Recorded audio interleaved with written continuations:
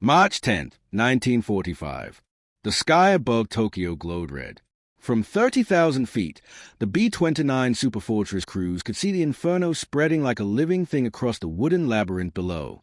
The air reeked of burning cedar and something the young bombardiers would never speak of again. Captain Hiroshi Nakamura, a veteran Japanese Navy pilot grounded by fuel shortages, stood on the roof of his cousin's home in the Asakasa district, watching his city transform into a sea of flame. He had bombed Chinese cities. He had strafed fleeing columns in the Philippines. He understood the arithmetic of war. But nothing in his training, nothing in the Bushido code drilled into his skull since childhood, had prepared him for what would come next. The Americans, he had been told since Pearl Harbor, were demons. Soft, materialistic devils who knew nothing of sacrifice, nothing of honor. They would rape Japan, enslave its people, defile its sacred soil. Radio Tokyo repeated this mantra daily. The military police whispered it. The school teachers taught it to children who practiced charging with bamboo spears. When the B-29s came, when the firebombs fell like metallic rain, it only confirmed what Nakamura believed. The Americans were capable of any atrocity. They would burn Japan to ash, then dance on the ruins. He could not have been more wrong. The Tokyo firebombing of March 1945 represented the culmination of a strategic bombing campaign designed to break Japan's industrial capacity and civilian morale. Operation Meeting House, as it was designated, sent 334 B-29 bombers over the Japanese capital carrying nearly 500,000 cylinders of napalm. The resulting firestorm consumed 16 square miles of the city, killed an estimated 100,000 civilians in a single night, and left over 1 million homeless. It remains the single most destructive bombing raid in human history, surpassing even the atomic attacks that would follow 5 months later. The heat was so intense that the Sumida River boiled. Glass melted in window frames. People who jumped into canals to escape the flames were boiled alive. In the aftermath, as dawn broke over the smoking skeleton of Tokyo, Captain Nakamura picked through the ruins searching for his cousin's family. The wooden house had vanished. The entire neighborhood had vanished. He found a child's shoe, melted rubber fused with fabric, and nothing else. Around him, survivors wandered like ghosts, faces blackened, clothing scorched to their skin. The municipal government had collapsed. The fire department no longer existed. The hospitals were themselves smoking craters. There was no food, no clean water, no shelter. The Imperial Japanese Army, focused entirely on preparing for the expected American invasion, allocated no resources for civilian relief. Citizens were told to endure, to sacrifice, to prepare for glorious death. This is where the story should have ended, in bitterness, in vengeance, in the hardening of hearts that war demands. The Japanese people should have rallied around their emperor, sharpened their bamboo spears, and prepared to fight to the last child. That's what the propaganda promised. That's what the military leadership expected. Instead, something incomprehensible happened, something that would shatter Captain Nakamura's understanding of the enemy, of war, of the world itself. The Americans came back. But this time, they didn't bring bombs. The Japanese military command had spent 4 years constructing an elaborate mythology about their American adversaries. According to this carefully crafted narrative, Americans were individualistic, cowardly, obsessed with material comfort and personal safety. They lacked the spiritual strength to endure sacrifice. They would crumble in the face of true dedication, true willingness to die. This belief was so deeply embedded that it shaped strategic decisions at the highest levels. The kamikaze strategy, the plan to arm every civilian with improvised weapons, the refusal to surrender even when defeat became mathematically certain, all of these were predicated on the assumption that Americans would lose their nerve, that they would negotiate rather than accept casualties, that their soft culture made them fundamentally weak. The reality was far more complex and far more threatening to Japanese ideology. The American military machine was not weakened by its industrial abundance. It was empowered by it. The same culture that produced Hollywood movies and baseball games and jazz music also produced 300,000 aircraft, 88,000 tanks, and 2,700 Liberty ships. The soldiers who landed on Pacific beaches carried chocolate bars and cigarettes not because they were soft, but because their supply chain was so overwhelming that luxury items were considered standard issue. A single American aircraft carrier battle group consumed more fuel in a week than the entire Imperial Japanese Navy had in reserve by 1945. But the ideological gap went deeper than mere material production. It touched something fundamental about how each society understood human value, sacrifice, and the purpose of organized violence. And nowhere would this gap become more visible, more psychologically devastating to Japanese observers than in the American treatment of enemy civilians after the bombing stopped. August 15, 1945. The Emperor's voice crackled over radio speakers across Japan, announcing the unthinkable: surrender. For Captain Nakamura, now living in the ruins of what had been his city, the announcement brought not relief but dread. The demons were coming. Everyone knew what victorious armies did to conquered peoples. History taught this lesson in blood. The rape of Nanjing, perpetrated by Japanese forces in 1937, had killed an estimated 300,000 Chinese civilians. The sack of Manila in 1945, as Japanese forces fought a doomed last stand, left 100,000 Filipino civilians dead. This was the pattern of war. This was what soldiers did. The Americans would be worse, because Americans were not bound by Bushido, not restrained by any code of honor. They would take revenge for Pearl Harbor, for the Bataan Death March, for the thousands of American POWs worked to death in mines and factories and prison camps. In the weeks following surrender, Nakamura watched the American occupation force arrive with the fatalistic calm of a man expecting execution. The first troops landed at Atsujai Air Base on August 28th. They came in transport planes, in jeeps, carrying rifles and wearing helmets that looked too large, too bulky. They looked young. They looked tired. They looked, Nakamura thought with surprise, uncertain. These were not the demons of propaganda. They were farm boys from Iowa and factory workers from Detroit and college students whose educations had been interrupted by war. Many had never left America before. Most had never seen destruction on the scale of Tokyo's ruins. And then they did something that broke Nakamura's brain. They started rebuilding. The supreme commander for the Allied powers, General Douglas MacArthur, had been given extraordinary authority over occupied Japan. His mission, as defined by Washington, was to demilitarize the country, try war criminals, and establish a stable government that would never again threaten American interests. Nothing in his orders required him to feed the Japanese people. Nothing required him to provide medical care or rebuild infrastructure or prevent starvation. By any historical standard, the conquering power owed nothing to the conquered. Yet within weeks of the surrender, American ships began arriving loaded not with soldiers or weapons, but with food. Japan in autumn 1945 faced imminent mass starvation. The submarine blockade had severed supply lines from the Asian mainland. The strategic bombing campaign had destroyed distribution networks. The rice harvest had failed. The Japanese government, stripped of authority and resources, projected that 10 million citizens would die over the winter. This was not Allied propaganda. This was the assessment of Japanese bureaucrats desperately trying to prevent apocalypse. They submitted formal requests for food aid, expecting rejection or demands for compensation or labor. Instead, the American military government authorized emergency grain shipments totaling 800,000 tons. Captain Nakamura witnessed the first distribution in his district in October 1945. He had walked to the designated site expecting chaos, perhaps a riot. What he found was order. American soldiers, backed by Japanese police, had established distribution points across the ruined city. The flour and canned goods came from American military stockpiles, supplies that had been prepositioned for the invasion that never came. There were no speeches, no demands for gratitude, no ceremonies of humiliation. The soldiers simply handed out rations, checked names on lists compiled by local officials, and moved to the next distribution point. Nakamura received his allotment: 5 kilograms of wheat flour, 3 cans of something labeled pork, and a bar of soap. The soap stunned him more than the food. Who gave soap to people they intended to exterminate? Who gave soap to people they despised? He carried his rations home through streets lined with rubble, past burnt-out neighborhoods where families lived in lean-tos constructed from corrugated metal and charred timbers. Everywhere, people clutched identical packages.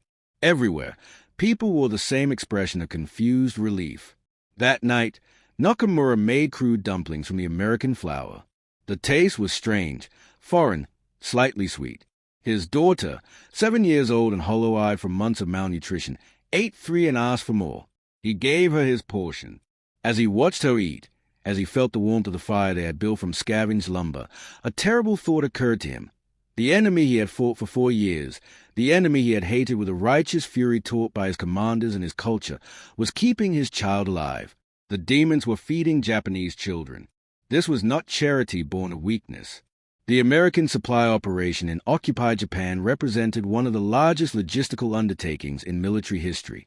At its peak, the U.S. was shipping 35,000 tons of food per month to Japan while simultaneously supplying occupation forces across Germany, Austria, Korea, and the Philippines.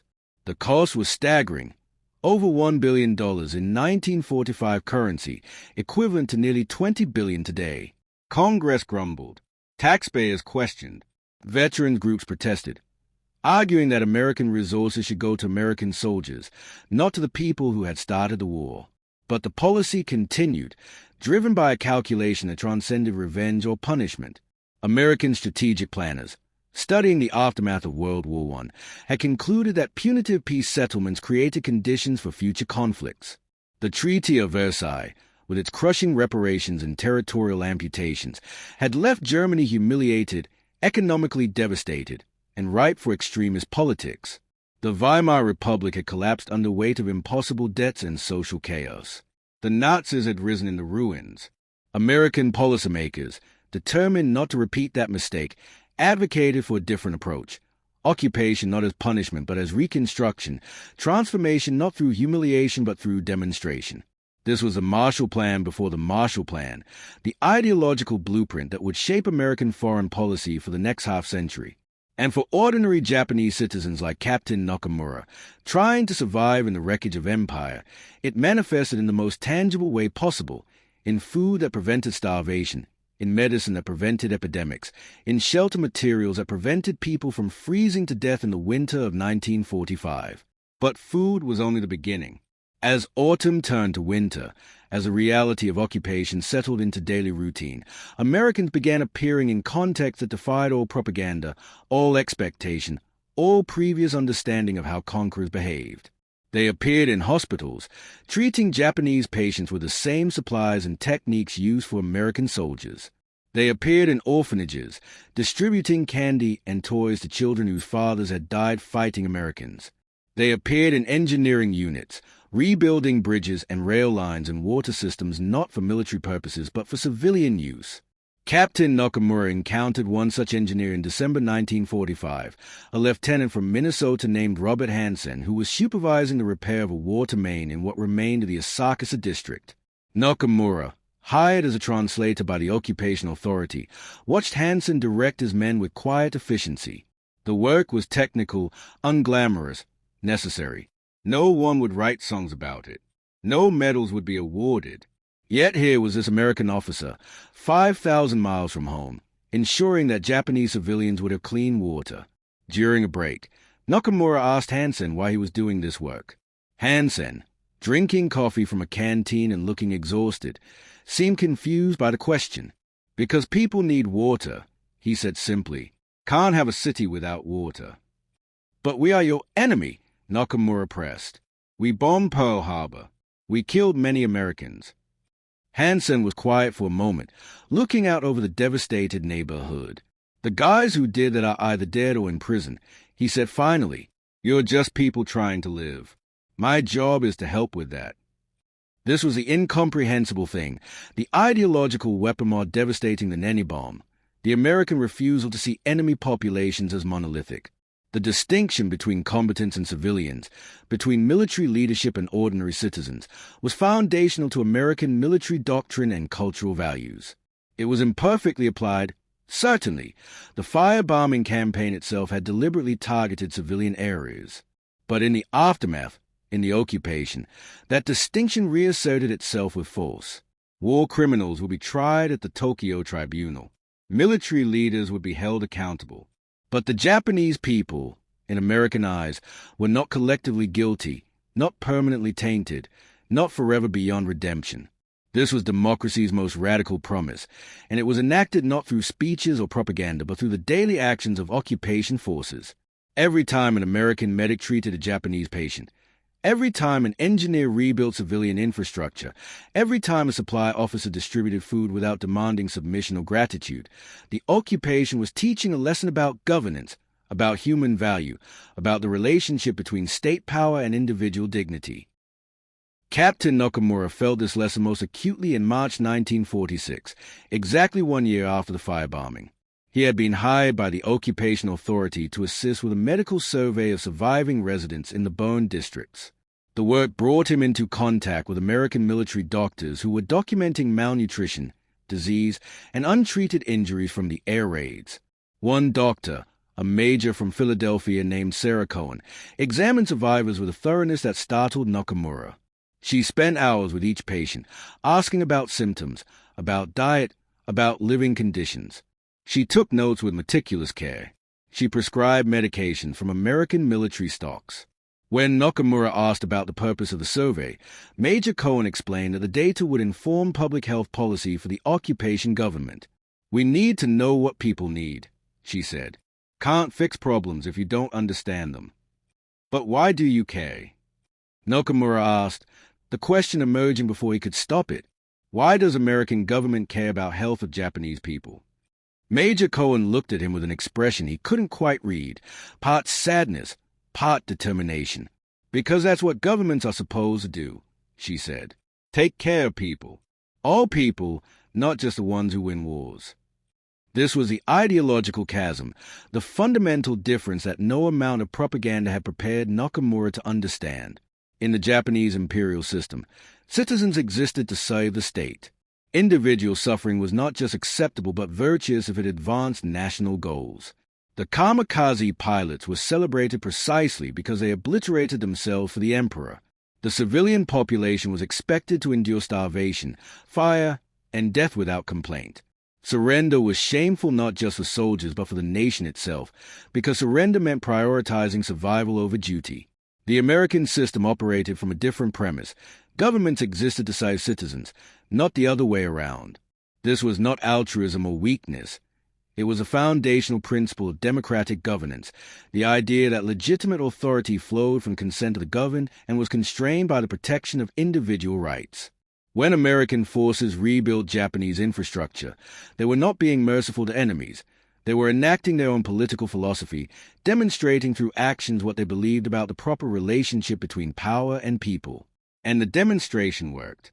By 1947, as the occupation entered its third year, something remarkable was happening in Japan. The expected resistance never materialized. There were no guerrilla movements in the mountains, no assassination campaigns against occupation officials, no widespread sabotage. The military government had prepared for insurgency, had drafted counterterrorism plans, had positioned forces to suppress uprisings. None of it was necessary. Instead, Japanese citizens were learning English, adopting baseball, and eagerly consuming American movies and music. Captain Nakamura, now working as a full-time translator and liaison officer, witnessed this transformation with a mixture of wonder and disorientation. His daughter attended a school rebuilt with American funds, taught by Japanese teachers trained in democratic pedagogy. She came home singing songs in English, talking about rights and elections and freedom of speech. She had no memory of the empire, no attachment to the militarist ideology that had shaped her father's youth. For her, America was not the enemy. America was a country that gave her chocolate bars and picture books and a future that extended beyond suicidal resistance. The symbol that came to represent this transformation, for Nakamura and for millions of Japanese citizens, was not a weapon or a flag or a stirring speech. It was a simple thing, humble and abundant, a can of Spam. The processed meat product, scorned by American soldiers as barely edible, arrived in Japan by the hundreds of thousands of tons. It required no refrigeration, lasted indefinitely, and provided protein to a population on the edge of starvation. Japanese cooks incorporated it into traditional dishes, creating hybrid cuisines that blended American ingredients with Japanese techniques. Spam onigiri became ubiquitous. Spam okonomiyaki appeared on street corners.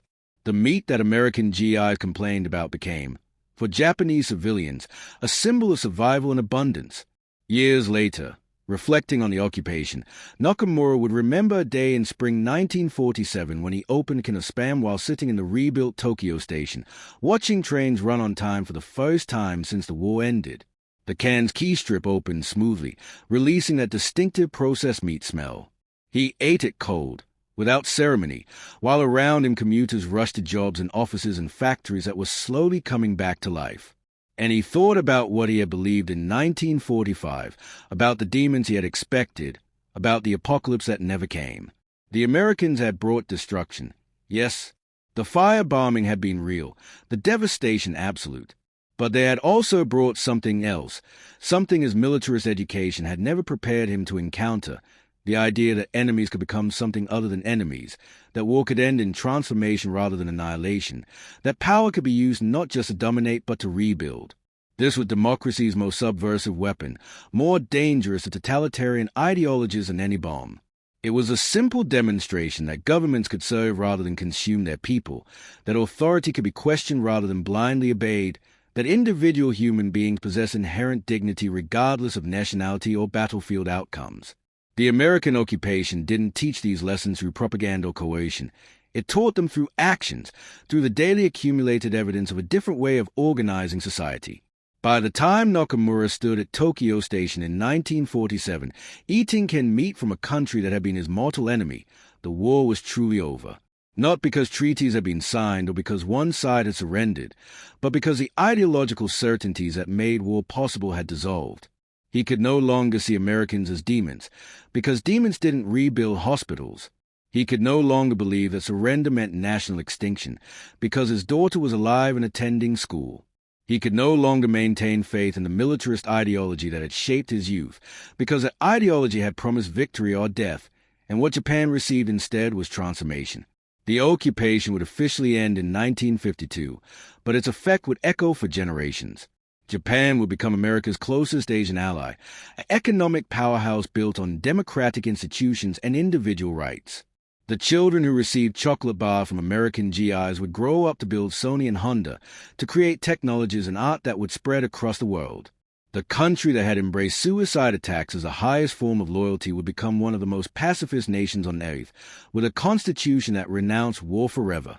And Captain Nakamura, the pilot who had believed in Bushido and empire and the righteousness of sacrifice, would tell his grandchildren stories about the winter of 1945, when the demons came with food instead of vengeance, when the enemy turned out to be something far more dangerous than hatred could prepare you for. Human beings who believed that even their enemies deserved dignity, that even the conquered deserved a future. That power was measured not by the capacity to destroy, but by the willingness to rebuild. In the end, the most devastating weapon was not the B-29 or the atomic bomb or the firepower of the American military. It was a can of Spam, the bar of soap, the water main repaired by tired engineers 5,000 miles from home. It was a demonstration, enacted in 10,000 small daily acts, that there was another way to be human, another way to wield power, another way to win. The Japanese pilots couldn't believe their eyes when Americans rescued civilians from bombed cities, not because rescue was militarily impossible, but because it was ideologically incomprehensible, until it happened, until it became the new reality, until the old certainties burned away like morning fog under the sun. Tokyo rebuilt. The trains ran on time. Children went to school. And Captain Hiroshi Nakamura learned that the most dangerous enemy is not the one who seeks to destroy you, but the one who insists, through action rather than words, that you deserve to survive. The lessons took years to fully absorb, spreading through Japanese society like roots through soil, invisible but transformative. In 1948, Captain Nakamura found himself standing in a distribution center in Yokohama, watching American cargo ships unload not just food but livestock, dairy cows from Wisconsin, breeding stock intended to rebuild Japan's decimated agricultural sector. The animals emerged from the holds blinking in the sunlight, utterly incongruous against the backdrop of a still-ruined port city. A young sailor from Nebraska, barely 20 years old, guided a Holstein down the gangplank with surprising gentleness, talking to the animal in a low, soothing voice. First time she's seen land in 3 weeks, the sailor told Nakamura, who was there to coordinate with local farmers. She's scared. They all are. Nakamura watched this boy, this enemy soldier who should have been celebrating victory, should have been demanding tribute, comforting a frightened cow destined for a Japanese farm. The cognitive dissonance was physical, a pressure behind his eyes. In what universe did conquerors ship breeding livestock to the conquered? In what military doctrine did compassion for animals factor into occupation policy? Yet here it was, happening, real as the salt air and the creaking of the ship's hull. The dairy cows were part of a larger agricultural reconstruction program that few historians would later emphasize, overshadowed by the more dramatic elements of democratization and war crimes trials. But for rural Japanese communities, these programs were the occupation, American agricultural advisors traveling to remote villages, teaching crop rotation techniques, distributing fertilizer, helping rebuild irrigation systems destroyed by years of neglect and the final desperate months of war. These advisors were not diplomats or politicians. They were county extension agents from Iowa and Kansas, practical men who understood soil and water and the grinding mathematics of subsistence farming. One such advisor, a man named Tom Wheeler from Nebraska, spent 18 months in villages north of Tokyo, living in conditions that shocked his family when they later saw photographs. Rural Japan in 1947 was materially poorer than America during the Depression.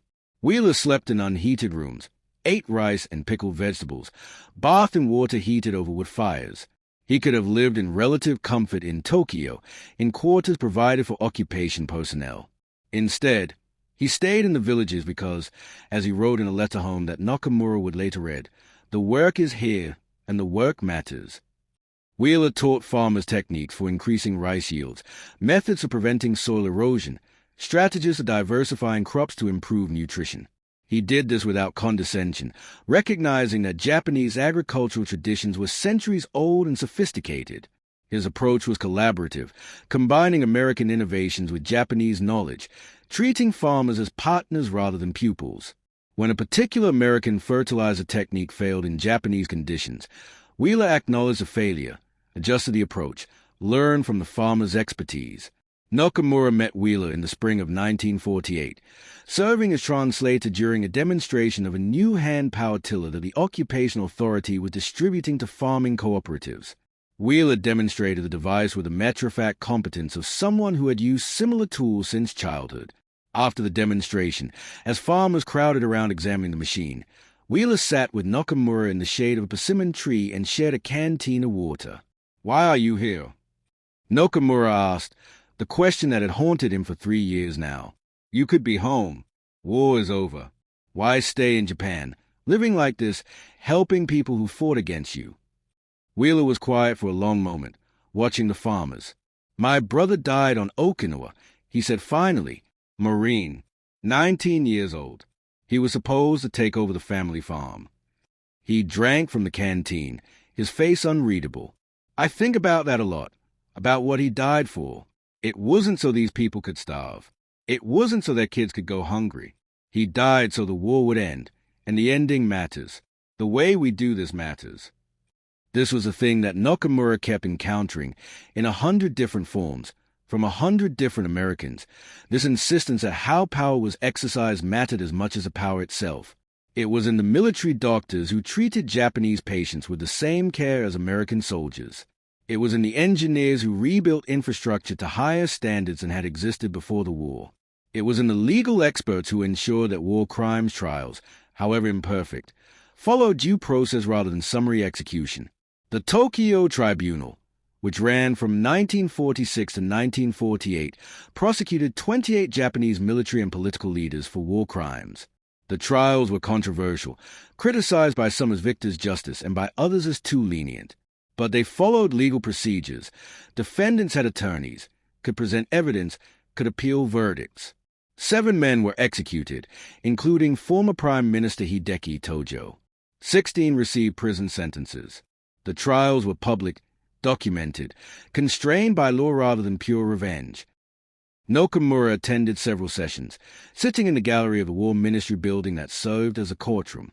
He watched prosecutors present evidence of atrocities, the rape of Nanjing documented in photographs and testimony, the Bhutan death march described by surviving American POWs, the medical experiments conducted on prisoners detailed in clinical reports that made spectators physically ill. The evidence was overwhelming, the crimes undeniable. Yet the defendants were allowed to speak, to present defense arguments, to be treated as human beings subject to legal judgment rather than as monsters to be eliminated. This restraint, this insistence on legal process even for demonstrable war criminals, was another lesson in the use of power. It would have been simpler, more emotionally satisfying, to execute Japanese military leadership en masse. Many Americans demanded exactly that. But the occupation administration, guided by principles that superseded revenge, chose instead to establish legal accountability. The message was clear. Even in victory, even against enemies guilty of atrocities, power must be constrained by law. For Nakamura, watching Tojo testify, listening to the former prime minister attempt to justify the war, the trials became deeply personal. He thought about the propaganda he had believed, the lies he had internalized, the years he had spent preparing for a war that had only brought devastation. Tojo had sent hundreds of thousands of young men to die in service of imperial expansion. He had overseen the militarization of Japanese society, the indoctrination of school children, the suppression of dissent. And now he sat in a courtroom, defended by attorneys, subject to cross-examination, treated with more dignity than he had ever extended to the Chinese civilians killed under his command. The paradox was maddening and illuminating in equal measure. This was justice without revenge, accountability without bloodlust. The rule of law extended even to those who had violated it most egregiously. And in the extension, in the restraint, lay a demonstration of strength more impressive than any display of military might. By 1949, as the occupation entered its fifth year, the transformation of Japan was accelerating beyond what anyone had predicted. The new constitution, drafted under American supervision but ratified by the Japanese Diet, guaranteed rights that had never existed in Imperial Japan: freedom of speech, freedom of religion, equality before the law, universal suffrage including votes for women. Land reform broke up feudal estates, distributing property to tenant farmers who had worked the same soil for generations without ownership. Labor unions organized without fear of military police. Universities reopened, teaching curricula that included previously forbidden subjects: political science, Western philosophy, democratic theory. Nakamura's daughter, now 11 years old, embodied this transformation in ways that both thrilled and unsettled him. She argued with her teachers when she disagreed with them, a behavior that would have been unthinkable in pre-war Japan. She asked questions constantly. Why? How? What if? Questions that challenged assumptions rather than accepting authority. She talked about becoming a doctor, a profession that had been functionally closed to women before the war. When Nakamura told her that such ambitions might be difficult, she responded with words that could have come from an American civics textbook. The Constitution says I have the right to pursue happiness. That means I can be anything. This was the occupation's most profound success and most unsettling legacy, the creation of a generation that believed in individual rights, that questioned hierarchy, that measured government by its service to citizens rather than by its power to command. These children had no memory of empire, no nostalgia for militarism. They were, in fundamental ways, products of the values the occupation had promoted through actions rather than mere words. Yet Nakamura sometimes felt unmoored, caught between two worlds with no clear identity in either. He was too old to fully embrace the new Japan, too changed by the occupation to return to the certainties of his youth. In quiet moments, he felt the weight of complicity. He had supported the war, had believed the propaganda, had participated in a system that had brought catastrophe to millions. The Americans had shown mercy, had rebuilt rather than destroyed, had offered a path forward. But what did that mercy mean for his own guilt? Did survival constitute forgiveness? Did reconstruction erase culpability? These questions found no easy answers in the theology of democracy that the occupation preached. American advisors spoke confidently about fresh starts, about learning from history, about building a better future. But they had not lived in Imperial Japan, had not felt the pressure of conformity, the fear of deviation, the seductive clarity of nationalist ideology. They had not bombed Chinese cities or celebrated kamikaze attacks as noble sacrifices. Their consciences were simpler, their moral framework more straightforward. In 1950, Nakamura found himself translating for a group of American educators who were establishing exchange programs to send Japanese students to American universities. One educator, a woman named Elizabeth Morris from Massachusetts, spoke passionately about the power of education to transform societies, to break cycles of conflict, to create understanding across cultures.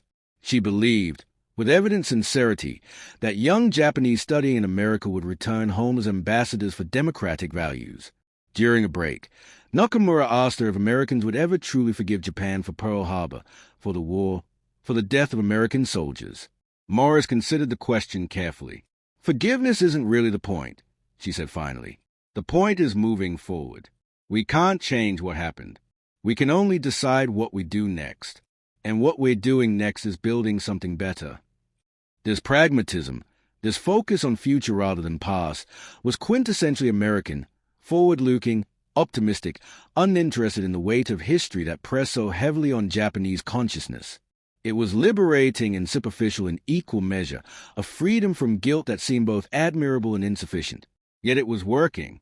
By any measurable standard, the occupation was succeeding beyond the predictions of its architects. Japan's economy was recovering, driven by American contracts during the Korean War but sustained by rebuilt infrastructure and reformed institutions. Democratic practices were taking root. Elections were held, contested, accepted by losers. Political parties formed and debated and competed for votes. The emperor remained, stripped of divinity and political power, transformed into a constitutional monarch whose role was ceremonial rather than authoritative. And Captain Nakamura, the pilot who had expected demons and found instead dairy cows and engineering advisors and tireless bureaucrats dedicated to reconstruction, carried with him a truth that he would spend the rest of his life trying to articulate, that the most powerful weapon in any conflict is not the capacity to destroy, but the willingness to believe that even enemies can change, that even the defeated deserve dignity. That power finds its highest expression not in domination but in the patient, unglamorous work of building something better from the ruins of something terrible. The Americans would leave eventually, in 1952, when the occupation officially ended and Japan regained formal sovereignty. But they would leave behind more than rebuilt cities and democratic constitutions. They would leave behind a generation that had learned, through daily example rather than propaganda, what it meant to live under a government that saw itself as servant rather than master, that protected individual rights rather than demanding collective sacrifice, that measured strength by the standard of human flourishing rather than military conquest. And in small homes across Japan, in a million kitchens where families gathered for meals, cans of Spam would sit on shelves next to rice and miso, permanent reminders of the winter when enemies became something else, when the expected apocalypse transformed into unexpected mercy, when the world revealed itself to be stranger and more hopeful than any ideology had prepared them to imagine.